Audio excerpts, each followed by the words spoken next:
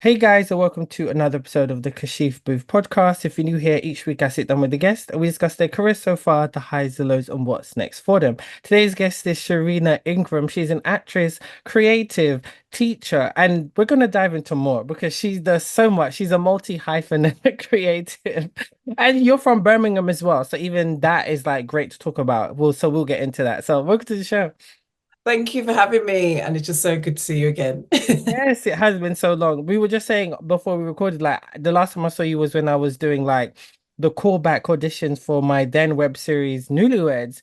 Oh, And yeah, and oh my gosh, we had such amazing people. I can't remember, did you get booked or not? I can't I remember. can't remember. I don't think I did, but we I were remember, connected anyway because there was a yeah, few. yeah, yeah, a few projects, but I remember it was just so hard. I remember one of the reasons, I think it was because I remember why it was. I think you looked more of like an older sister to the main That was character. it. Yes, yeah. Yeah, but we loved your audition anyway, so that's why. But yeah, so it's just great to Don't worry. kind of I didn't connect. take it personally. Don't Good, worry. good. But I mean, you know how it is in this industry. But Quite I exactly. remember us just like contemplating like what decision to make. And it was such a great time as well.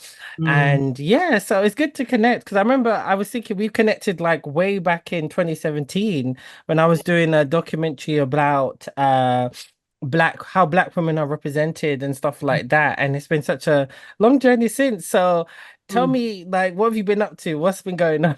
Gosh, well, I would have met you when I was in London. I'd probably just freshly moved, and I Hmm. was like, right. I've come to the big city. I need to just Yeah. kind of graft and network. Mhm. It's weird though. I came from Birmingham, obviously, to London, and I lost a bit of that hunger Mhm. I think in the first few years, I was very proactive, met a Mhm. lot of people like yourself, and it was great to kind of build those networks. And I think after that, I kind of not plateaued, but I just started to enjoy the rhythm of just being in London around creatives. It Mhm. was completely different to my hometown of Birmingham. But I think since being in London, the connections I built, I've done a few films, won an award for Best Yeah. Actress. We'll get into that. Yeah, set up a business now that kind of teaches acting to either new actors or Mhm. in experienced actors. And I'm teaching acting now at like an academy for like people that were my age when I first got into it. So it's just been this like full circle Mhm. career so far, and I'm Yeah, just yeah, yeah. loving it, absolutely loving it. Nice. I love that. I love that. And I interviewed a guy, I don't know if you know his name, Andre Pierre. He's an actor Oh based yes, in in Birmingham Birmingham, yeah. recently. And I love what all you guys are doing from Mm. Birmingham. You're basically showing that you don't need to come to London to make it as a creative. And I love what the work you guys are all doing. There's I don't know if you know of ARU Gas. He's a amazing writer director, and Dwayne Karma Roberts, what the guys are doing at Wolverhampton Film Festival. Like I love it. And it's so good because in other countries, they have many other successful cities where you Yeah. can go and be creative. Why is it just London? And it shows how small the UK industry is and how much it needs to change, you know? But we can get into that later. Yeah. So tell me, like, how did you get started as an actress? Mhm. So it started, I think the passion and Mhm. inspiration for it started in secondary school. I used to do a lot of shows. Mhm. And I just loved that feeling when we'd finish a show and it was that round of applause. I was like, oh, I quite like having experienced the audience, and I've obviously enjoyed doing it as well. So it was from kind of drama lessons, and then I had two music teachers, Mr. and Mrs. Simpson, never forget them, because I used to love The Simpsons, the program as well at the same time. And they just really gave me the opportunities and supported me Mhm. kind of into extracurricular like projects like choir and band practice and things like that Mhm. to expose me to a lot of the creative industry, which I would never have done. My Mhm. family's background isn't very creative. No one really Mhm. had that aspiration to go on to do anything, even for like past university, even. So I was the most ambitious. And I just knew what I wanted to do from a very young age, which I won't say lucky to have had that, but I'm just glad I knew what I wanted to do because I know so many young people don't. Mhm. Then it was a case of learning as I went. No one had, like I said, gone to drama school. So it was like, what's drama school? Luckily, again, I had quite a few mentors as teachers that would say, right, you could try this. I'd do a lot of jobs for free a lot of the time or background work in the early days, which kind of told me where to navigate next. Mhm. And I used to just ask a lot of questions. I used to find out if someone was, I don't know, one of the lead roles on a show. I'd say, oh, so, what was the process? How did that Mhm. work? Oh, you got an agent. Okay, how would you get an agent? And I literally just learned a lot by asking a lot of questions. So by chance, from a project I'd done, I got asked if I would join this new agency, which rarely happens. Most actors have to then, send out thousands of emails and not get Yeah. anything, not hear Mhm. anything back, but I was actually asked to join an agency because he was starting out as a new agent. Mhm. That taught me a big lesson about not trying to almost run before you can walk. It was like, if you're coming in at this level to the industry, try and find like a production company or a job or an agent that's at a similar level to you. Yeah, And yeah. as you build, the Mhm. opportunities will build. Okay. That's kind of what's happened, to be honest. Okay. So Okay. yeah, had my first agent, and that's kind of where it began. Then I was like a fully fledged actor on Mm. Spotlight, and it was just all happening. Amazing. That's really good. So from there, how did you move to London? Like how long did it take for you to be like, okay, right, I'm coming to London to make it?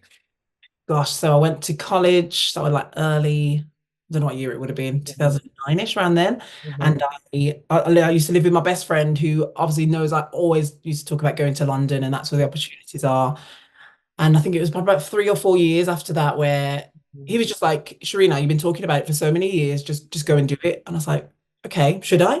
And I just did it. I just said, let me just take the leap of faith. I didn't have a Okay. job lined up. I didn't really know what I was doing. I didn't have any family or friends down there. And it was just this big leap of faith. Okay.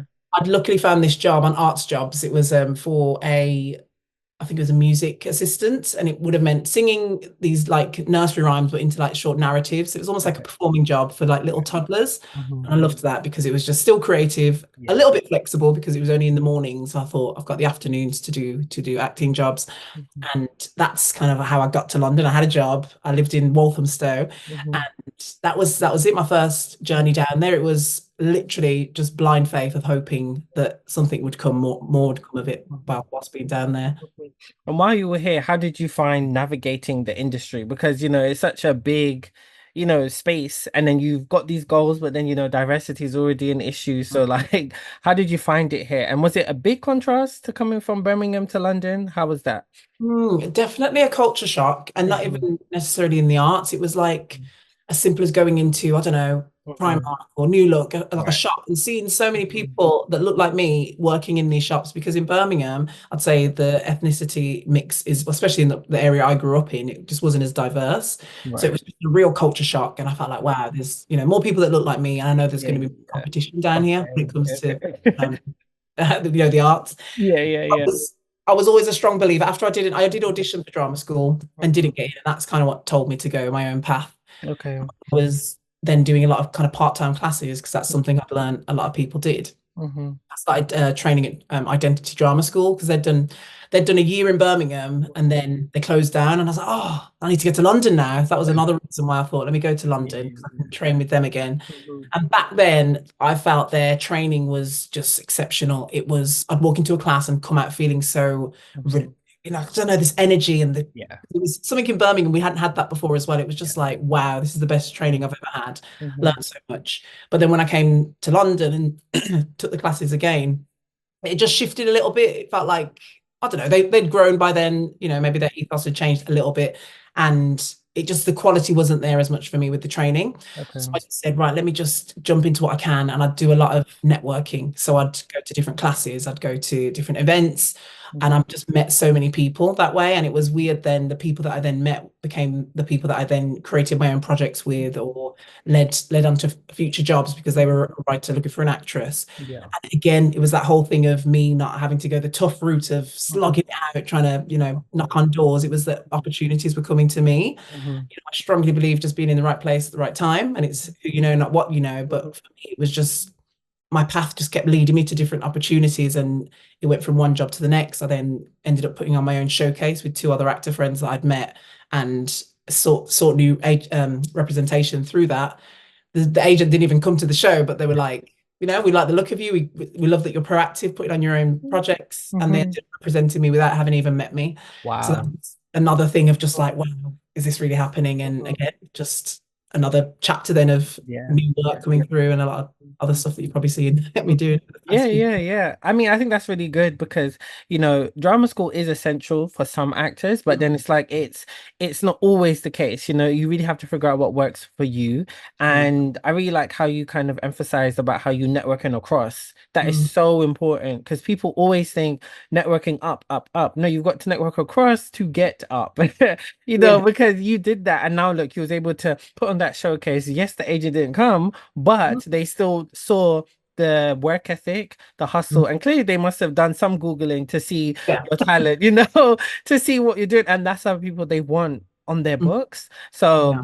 that's really good. So I did notice that, like, you moved back to Birmingham. So why did you go back? Because I remember seeing that on your socials, like, Sharina's gone back, like, what, actually pivoted her career. So what was that tell of, like, okay, Mm. going back home? Gosh, so it was for a few reasons, to be honest. It was obviously it was 2020 when I moved back. So you know what happened that year. Hmm. Um, and at the start of the year, I'd had a few kind of a bit of bad news with family, personal life. Hmm. So I was already going through this personal shift anyway. And kind of a few months into the year, the whole industry had changed anyway. Everything was going online, or who knew if it was going to come back at this point. Hmm. Had so many jobs that had just been put on hold or kept getting delayed because of COVID. And I was like, you know what, maybe I don't need to be in Birmingham. If and when this job decides to go into production again, I'll move back down. So I Hmm. actually moved back to Birmingham with the intention of coming back to London when things had settled. Hmm. An unwell relative. So I thought, let me just be back in Birmingham. And, I tell everyone this, for me, that year of the pandemic in lockdown, it was just, not everyone saw it as an opportunity, and maybe some people couldn't, but for me, it was just this Hmm. huge opportunity to just stop, pause, reflect, and, start again, I guess. Yeah. And it just gave me the opportunity to just really reflect on what was important to me. And at that point in my life, it was like family is really important to me. I've been in London for several years. I've Hmm. lost touch base with a few of my friends and family that are in Birmingham. It was just really nice to come home. Hmm. So I tried to move back to London. It was so weird. I'd put a deposit down on because I thought if I move back, I want to live on my own. I want my own space. I want to start again. Hmm. Put a deposit down on this place. It was like a studio flat thing, and I was like, perfect, in West London. And I was like, great.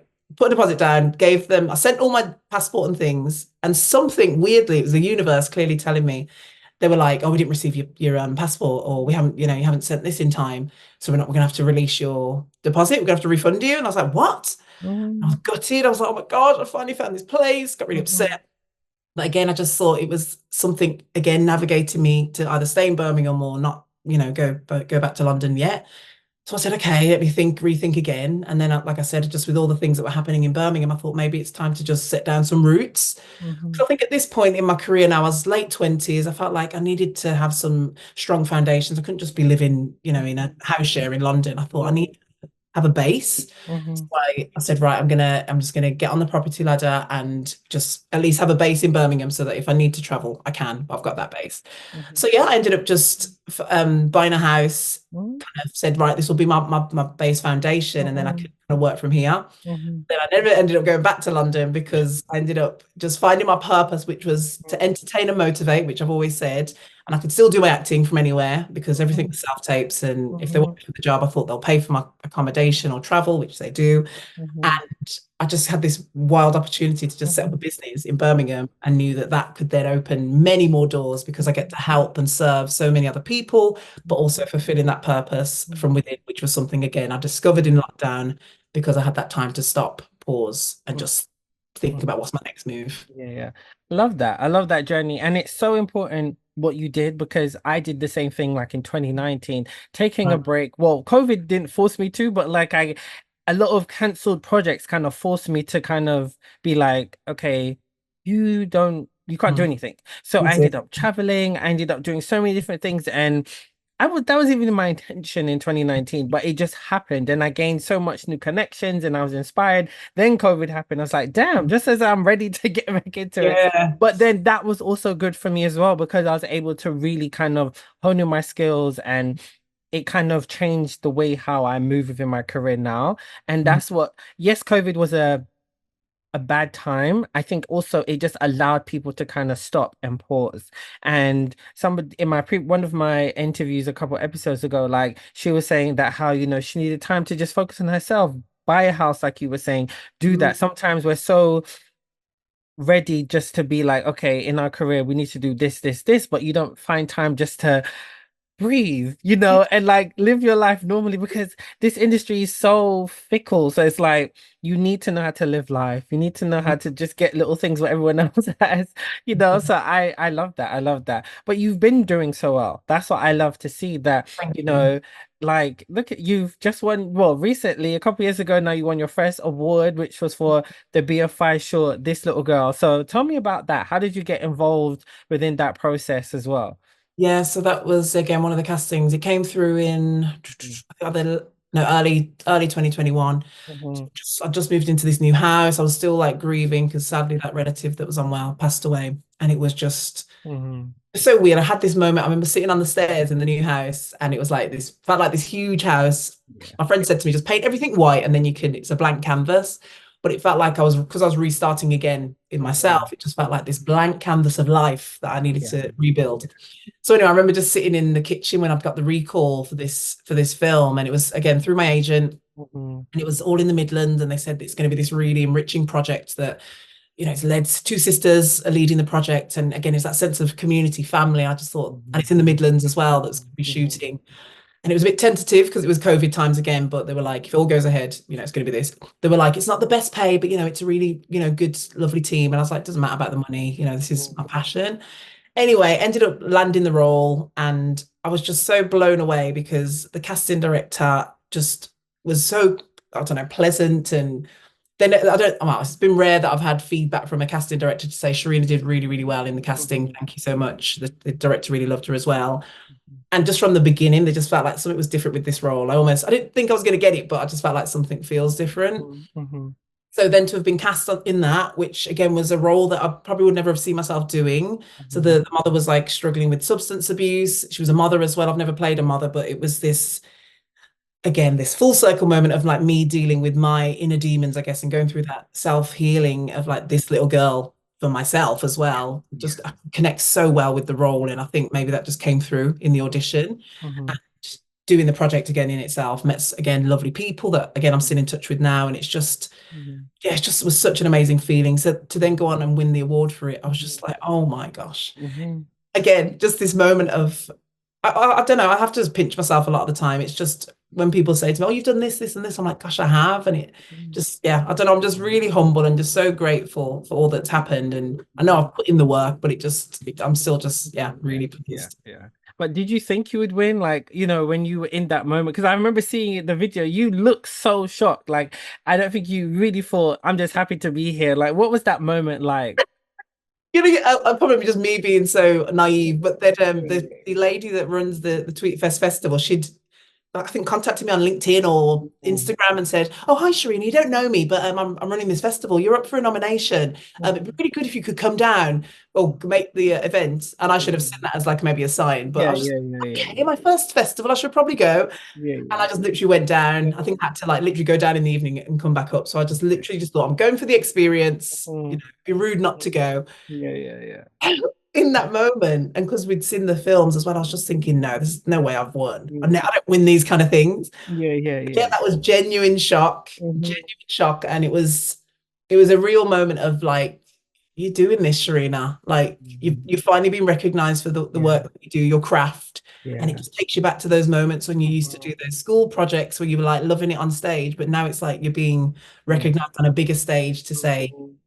you're doing something for your Yeah. industry. And I just thought, wow. Yeah, yeah. Because sometimes there are telltale signs. Like I've had that sometimes. I remember I was at a film festival and the festival director was like, "Oh, yes, I loved your film," and blah blah blah. And I was like, "Okay, thank you." But sometimes it's good to just be humble as well because you don't want to feel like, "Yeah, well, I better win this award." And then, they go up there and they're like, oh, it's somebody else. And you're like, oh, Well, okay. Like, so it's good just to be humble and just be like, because, you never know. There might be other people, but just for someone to take that time out just to say, you know what, yeah.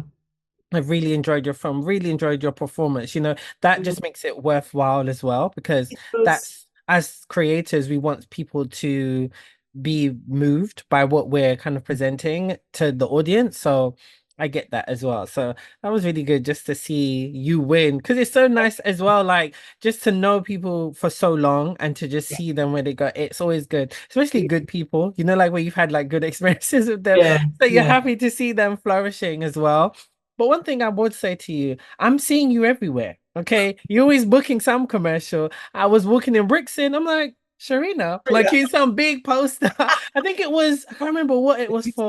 NHS. Yes, the NHS. I was like, oh, hey, Shireenah. Like the other Can't day. escape London. That's what it is. Exactly. I'm watching TV. I see you an Specsavers advert. And I was like, Yeah. oh, okay. And it was with Michael Salami, who's in Yes. Supercell, Yeah. and I know Michael as well. I was like, what the hell? Like, so how do you find like working within commercials? Because sometimes, people don't like some actors I've spoken to, like they're like, they don't want to be boxed in as like Mhm. a commercial actor. But like I worked in advertising briefly, so I know how those residuals are.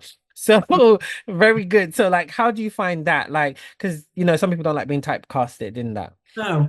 Well, when I was really young, well, not really young, but kind Mhm, of early 20s before I'd moved to London, when I'd tell my mhm, family what I wanted to do, I guess their experience, which was quite narrow, they'd think, mhm, oh, get into a soap or go on to Big Brother or something like that.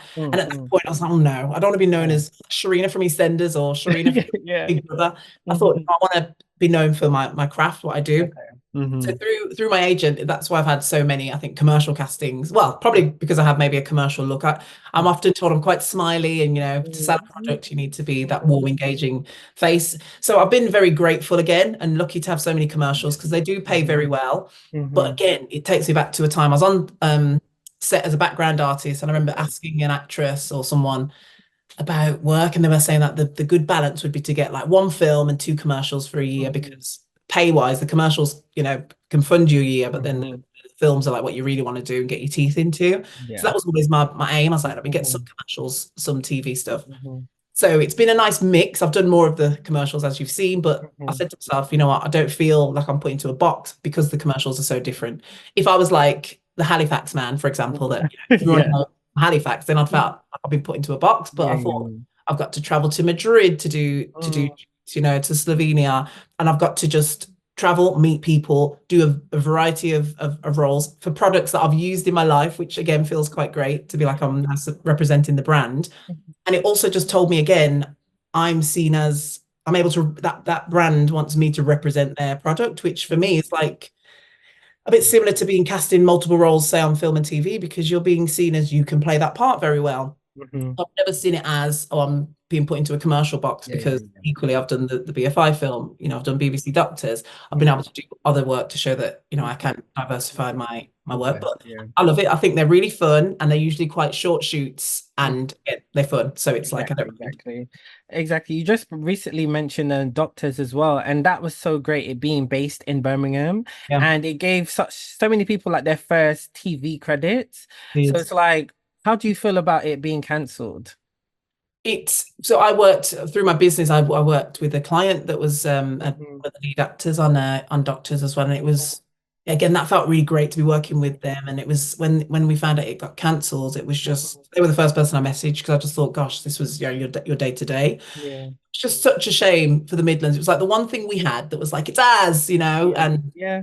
I'm glad again I had my experience of having a guest role on that, but I Mhm, think it's just such a shame for the region and. mhm, I'm mhm. hoping with all the production companies that are coming to Birmingham that Yeah. something maybe bigger, better Mhm, may come through, mhm. or just as good and successful Yeah, because yeah. equally it was a daytime TV soap and not everyone knew about Mhm. it, but it was nice to know that it was something in the Midlands that we had Yeah, for us. exactly. But like I said, it gave so many people their first TV credits as Mm, well. And it was always a great experience, even for like upcoming writers as well. I know a lot of upcoming writers who, said to me sometimes, like, if you've got family, move down to Doctors and work, well, move down to Birmingham, sorry, and work on Doctors because you can move up quite quickly because it's a small team and you can learn so much. And I would have loved to have done that. And Doctors to me is underrated. Like there's some yeah. really good storylines what come from it. Mm. Way better than the primetime soaps, but people are Yeah. just missing out. So it's just like it's a shame. And I just feel like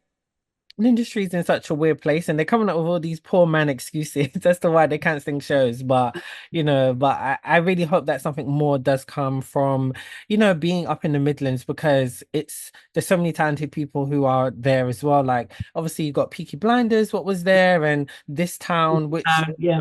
so it's like, but there's more. There's so many talented directors and Mhm. writers and actors down there. So I feel like it'd be nice if the industry could just have different hubs. Like how people are also in Manchester Just, as well. And that's a lot. Well, Jeremy Kyle was shot there and all those kind of stuff, but yeah. they can do better stuff. Like, come on, guys. Like Um, Shameless was all the way up in Manchester. So it's like you can do more. So hopefully we'll see. We'll see. I mean, more are coming, and it was nice coming back to Birmingham. So it's been what Mhm. 4 or 5 years now, where I'm just Yeah. like figuring out who are the creatives, who are the people to connect. So all that Mhm. list that you reeled off at the beginning, I'm like, Yeah. I know them guys because I've been Yeah. networking now again in Yeah. Birmingham, Yeah. Yeah. and Hmm. it's just like I'm thinking, wow, all that's happening down in London, but we can do it here, guys. We don't need to, travel Hmm. further afield. But Hmm. I'm sure you'll know of Daniel Alexander. Yes. Yes. Yes. Yes. So Yes. Yes. he's Yes. doing great Mhm. work in the Midlands at the moment, and again, bringing a lot of creatives together. And I think, again, through my teaching now, he is Mhm. also someone that's almost seen as like a partner with that company. And Oh, it's like amazing. great to know,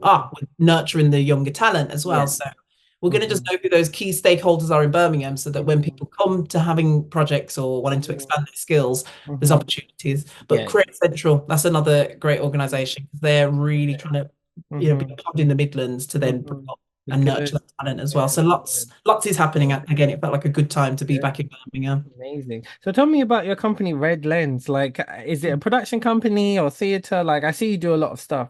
Yeah, so it started out being Hmm. well, I wanted it to be for actors. I thought the journey I had wasn't, I guess, straightforward, but I know I learned a lot along that way. And I thought I want to be able to pass on that knowledge because it Hmm.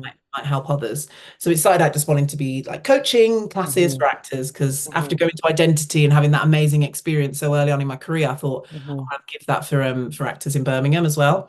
And I just took all I learned from different classes I'd been to, from workshops that I ran myself, and thought, right, let me just put that into a little class. Hmm. So yeah, it's been a journey. It's three Hmm. years this year, which blows my mind. And it's been such a humbling journey again of just the feedback you get when, like, I really get a kick out of just helping people, seeing them Hmm. learn something, seeing them be like, wow, without this platform or this opportunity, I would never have been able to do that. So Hmm. I get such fulfillment from that. And really after COVID, it was like, well, after that year where I said, right, what's my next step? It was, I learned that I need, when I lost that relative, I thought to myself, gosh, they've gone. Did they do all they wanted to do in life? Did they die without fulfilling their dreams? Hmm. Hmm. Really became about me wanting to fulfill my dream Yeah. and really leave a legacy, because so maybe through acting I might not end up, I might not get to Hollywood, I might not get to do that big blockbuster movie, but Hmm. what is in my control, Hmm. and set up this Hmm. business was the best thing I could have done, because now I get to do all the things I can be, in the creative control, which I love, and it's just growing slowly. So it's kind of becoming like a one-stop shop for actors. So it does Hmm. classes, one-to-one Hmm. coaching, ventured into doing show reels, shoots, and headshots as well, just so that anything that kind of gets you set up as an actor is there. But what happened as I was starting was that non-actors would come along and do with help with speaking on camera or having to public speak. And now I'm kind of opening an arm of the business that can really support the people that haven't had the training that us creatives get. So I'm still kind of developing those projects now and Okay. those services for people. But at the moment, it's the classes and coaching that I'm really working on that bring me the most joy, and even Mhm. able to give other actors an opportunity to teach and lead with their craft as well. So it's, yes, becoming this nice little creative hub. Mhm. That's really good. I love that. And it's so good that you're giving back, but it's also doing what you love to do as well. So that's what kind of is like a good balance as well. And now you're teaching. So how did you Yeah. get into teaching as well? So again, it's all those, was it 6 degrees of separation? So one of my classes, one of the Okay. students who came along Mhm. was attending this academy. So it's BOA Academy I teach at. Right. And he came in after his first class, he was just like, wow, that's blown my mind. The teaching we have over at BOA, we don't have anything like this. Mhm. And I was like, oh, that's great. Da, da, da, da. He came to a few more classes. And then I think he was about to finish that academic year. And he said, oh, they're actually looking for new teachers. Okay. I didn't really think anything of it because I thought, I'm not a teacher. I'm more of a coach. I kept calling Mhm. myself a coach, not a Yeah, teacher. yeah, And I think for years you hear the whole thing of like failed actors go into teaching, and yeah. we do not want to be a Yes, teacher. yes. Those can't, who was it? The saying that those can't do, they Do teach or teach. whatever. Yeah, yeah, yeah. Yeah. So I had that Uh-huh. stigma. I was like, no, I can't be a teacher. But anyway, I realized through just, I guess, self-doubt or that imposter syndrome that I said, hold on, I'm calling myself a coach, but technically I'm teaching people Okay. tools, skills, that I've learned along the way. So I said, maybe being a teacher, that title isn't too bad. And a Okay. really big thing that appealed to me with the role was that they were looking for industry professionals to teach. So it wasn't that they wanted teachers, they wanted industry professionals Right. to teach the young people. I thought, that's kind of what I'm doing anyway in my business. Now maybe I can do it with people, a younger generation. And also what made me want to do it was that they were doing a BTEC. And I thought, oh my gosh, I did a BTEC back when I Yeah. was younger. And it's almost Same. going full circle. I love the practical side of a BTEC, and it was just hopefully going to be this perfect alignment. So I've learned a lot. Teaching Mhm. isn't what I thought it was going to be. It's not all this practical, just fun and games and Yeah. creativity. There's a lot of, admin that you have to do in terms of marking and making sure they get through their qualification. Mhm. But I think that was just me navigating my first year of teaching. Going into my second year now, I've learned a lot in terms of how to manage that side to be Mhm. able to do a lot more of the creative and the fun stuff. But Yeah. yeah, I'm a teacher now of acting, which again, it just feels mad. Yeah. But how do you balance it all? Like being like auditioning for roles and getting them and shooting, plus doing your business and teaching. How is that for you? It's very difficult. I'm not gonna lie, it's Hmm. a lot because what happened last 6 weeks, let's say, before I started teaching in September, I had to like get the business to a point where it could almost be automated so that a lot of the things didn't need me to manually have to do it because I knew I wasn't gonna have the time. Hmm. So in Hmm. terms of the business, I probably haven't been able to expand and grow it as much this year as I would have wanted to, just due to time. But it's given me a lot of food for thought, so a lot to think about. So I've got another 6 weeks now to hopefully, invest in the business.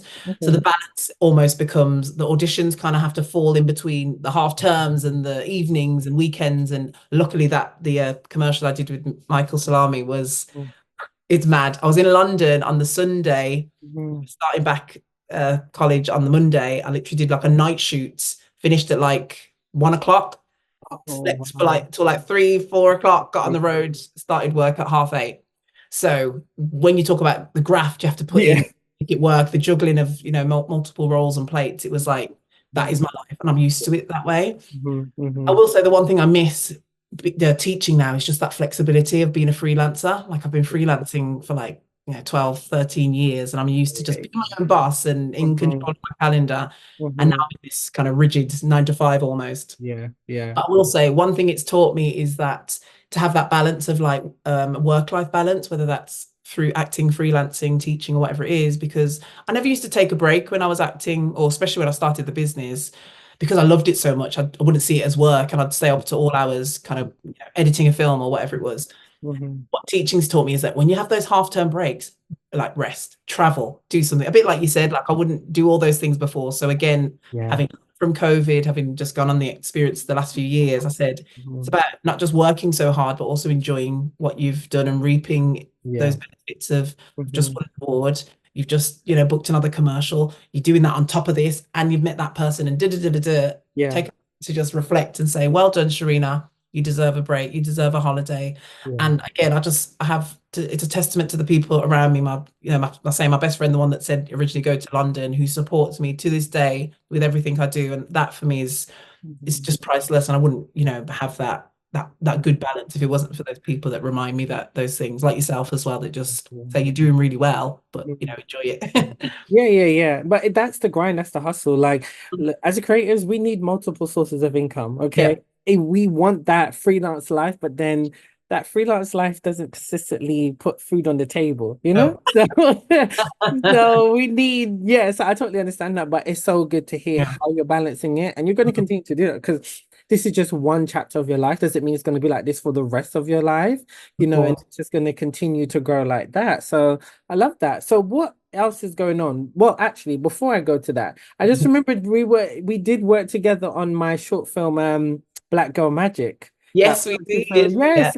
Can't believe I completely forgot that. And that's one of my favorite films. And you were like front and center and all of that. So lovely, amazing like spoken word play poem because it was Mhm. from this writer from Texas actually, and her and her husband are a writer poetry duo, amazing. And so asked her if she had something and she sent that over, and they loved it because they'd always wanted like their poetry to be in the film and stuff, and just to see Um, that for them it was so good. But also, because we're British as well and they're American, so it was like great for them just to hear it. They were mm, educated too. Like a lot of they didn't know we had like a Black History Month and all this stuff. wow. Yeah, so it was nice to just kind of bridge that gap of cultures as well. Mhm. So yeah, so Oh, nice. Well, but that congrats. was yeah, yeah, Yeah. yeah. So that was it. I love that film as well. Definitely is one of my favorites.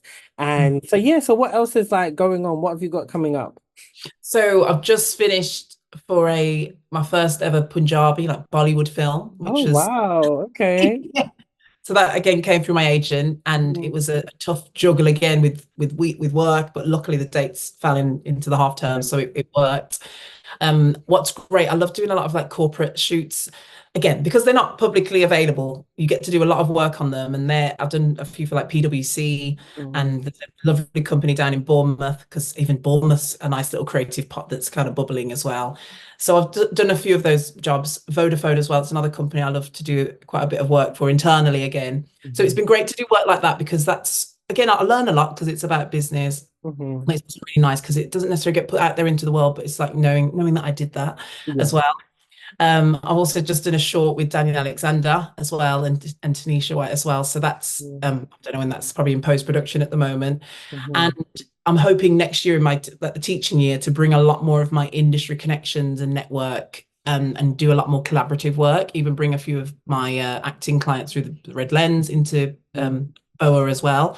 So I Mhm. think last year was a lot about learning how it Mhm. all works. This year is about implementing my Mhm. my network, and now to kind of bridge those gaps, which I'm hoping will make things a lot easier because they're working more collaboratively and not Yeah. separately. Yes. So yeah, still auditioning all the time, as you know. Again, I know a lot of people say, "Oh, I don't get many auditions," but I feel inundated. I don't know if it's because I'm teaching now and I feel more busy, but I get like sometimes it's like 3, 4 a week, and it's just like, oh my gosh. Yeah. Even Yeah. just finding that time to self-tape. It's great that you have the control of doing it from your own home, but just finding the Mhm. time sometimes to get it right and set it up and stuff. Yeah. Yeah. So watch this space. Who Mhm. knows what's in the pipeline next? Yeah, love it. I mean, listen, you're going to be the next Issa Rae as far as I'm concerned, Oh, because thank the you. way you're just hustling and making sure, like, the fact that you are understanding the business element of it is so important. I always say that Mhm. to actors, make sure you understand the business element of it. Like, they always say, well, I'm just an actor, I don't want to do it. But it's like, you just have to. You just kind of have to, because yeah, you want to be in that position where you could just be getting loads of roles and auditioning and booking like that, but that's not how it goes. You got to create the roles yourself, but also understanding it so that you make money. That's just how it goes. It is a business. And Yeah, well, yeah. not everything's a business, or almost, and it's like just if I didn't realize it at the time, but all those people I used to network with and ask questions taught me that, oh, you need to know this before you can just jump Mhm. into a film set. And the discipline I have now, because of the knowledge I have, Yeah, just, yeah, sets me far apart. So exactly. it's mad. Yeah. But what I will say is, because I know you mentioned it earlier, Michael Salami, again, a bit of a coincidence. So Mhm. I auditioned for Sabrina in Supercell. Oh So wow, okay. yeah, imagine if I'd have got that, would have been working alongside him again as well. It Mhm. just how Yeah, the yeah, universe yeah. works. So who knows? Supercell Series 3, Series 2 even. Yeah, Sorry. yeah, yeah. Please manifest. Let's do it. Yeah. Let's do it. Because now that you say that, like I could have seen you playing Sabrina. Like definitely, you kind of even look like her as well. I don't know. You kind of remind me of her as well. Well, oh well, it's fine. Yeah. Look, I feel On like to the next. on to the next. But look, season two, come on, just Yeah. it's on a public platform now, so we're Yeah. saying it. So it's gonna align. Watch, Mhm. okay? Yeah, that's Yes, because you saw it. Rodney, he was up north. See, you can have a Birmingham girl. Come on, Yeah. like. It's happened that way so far. And I just feel like you always say you get closer and closer to what it is you're meant to be doing. So who knows? Exactly, exactly, exactly. Well, see, I've been asking all actors this question. So, are there any like films or TV shows which have been cancelled or old or currently on air that you would love to have been on? We've to been in. Oh Yeah, gosh. yeah, yeah. I love like a gritty kind of true Mhm. crime drama. So Same. Silent Witness, I know it might sound random, but No, no, Silent Witness is top tier. Like, I've yeah. just feel like the storylines, Mhm. the production quality is great. So that's one I'd love to still be in. And I Mhm. also love Casualty. So I don't know why, but I'm addicted to those Yeah, two. You see, hint hint. Um, in terms of like films and projects, there's a yeah. lot of American. shows I love, like You. I auditioned for You as well and didn't get Because it. it was shot here, like the last season was in London. Yeah, like yeah, So yeah. I feel like I'm getting closer because I Mhm. get in auditions for them, but not quite getting it. So I think things I enjoy, I love like thrillers and psychological things that make you think and leave a lasting impression. So, I mean, there's too many to name, but anything that has, I love things based on a true story as well. So anything that's just got a real kind of grit and heart to it, Yeah. I'd love to Okay. do. So I almost feel like maybe the role I'm meant to play in one of these, big shows or films hasn't been written yet. So Yeah, you've yeah. got to keep pushing, It's and maybe coming, then it's coming, it's it's coming. coming. Yeah, just Yes. like And are there any like writers and directors, like dead or alive, who you would have loved to have worked with or still want to work with? Well, again, because I love kind of those thrillers. I Hmm. can't really pronounce his name. Oh my gosh, can't remember his name now. He does. Is it M Night Shyamalan? Shyamalan. I don't know. What film was that? What film did he do? I don't know. People will Let's be check laughing it at on me our now. Googles. What's his name? I can't. Shyamalan. Shyamalan.